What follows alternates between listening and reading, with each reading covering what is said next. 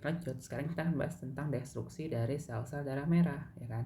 Nah, jadi pertama-tama si makrofag yang ada di spleen atau hati atau tempat destruksi yang sudah kita sebutkan itu akan menghancurkan si sel darah merahnya. Dia akan berubah mengeluarkan dua komponen penting aja, yaitu si globinnya dan hemnya kan.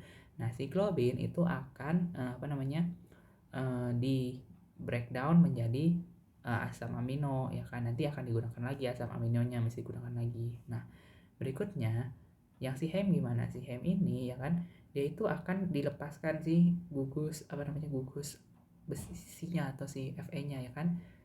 Nah, nanti dia itu akan diubah, ya kan, dibawa oleh transferin ke dalam hati, diubah menjadi ferritin. Nah, ferritin ini disebut adalah bentuk penyimpanan dari si besi di dalam hati.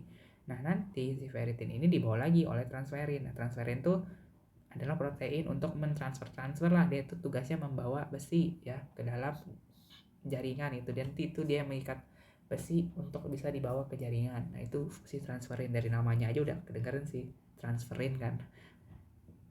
Terus berikutnya setelah itu dibawakan tuh, habis dari ferritin dibawalah dia ke sumsum tulang. Nah, nanti si Fe ini digunakan lagi untuk apa? Untuk eritropoiesis, karena kita tahu bahwa eritropoiesis ini membutuhkan bantuan dari membutuhkan komponen besi di dalamnya. Nah, kemudian nanti terbentuklah sel darah dan nanti dia bersirkulasi. Nanti kalau dia mati dia balik lagi. Nah, itu. Nah, sisanya kan ada hem tadi besinya. Sekarang bagaimana dengan yang satu lagi, bilirubinnya? Nanti kan hem dipecah keluar biliverdin. Nah, jadi bilirubin. Nah, kalau bilirubin nanti dia akan juga dibawa ke hati, ya kan? Ya kan, si bilirubin ini kan tadi adalah komponen-komponen yang bukan merupakan Fe ya. Pokoknya komponen selain Fe disebutnya bilirubin gitu kan. Dia akan dibawa ke small intestine. Nah, nanti di small intestine atau usus kecil, usus halus maksudnya, usus halus, nanti dia akan masuk tuh, nanti dengan bantuan bakteri dia akan menjadi urobilinogen. Nanti urobilinogen nanti sebagian keluar ke urin, ya kan. Jadi sebelum dia keluar namanya urobilin, itu di ginjal. Dan berikutnya nanti dia berubah lagi jadi stercobilin, ya kan. Stercobilin ini yang ada di large intestine atau usus besar, ya kan. Ini akan keluar melalui feses gitu deh untuk destruksi dari sel darah merah. Selanjutnya kita akan bahas tentang eritropoiesis. Nah, eritropoiesis itu, ya kan, kita lihat gambar nomor 1 ya.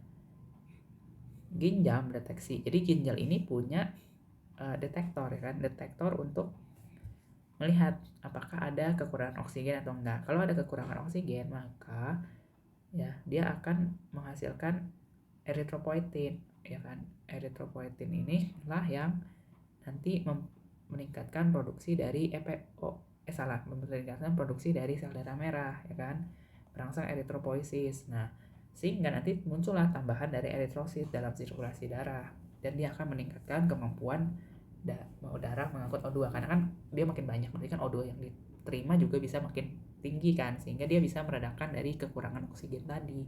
Nah, begitu. Nah, ini juga sama aja.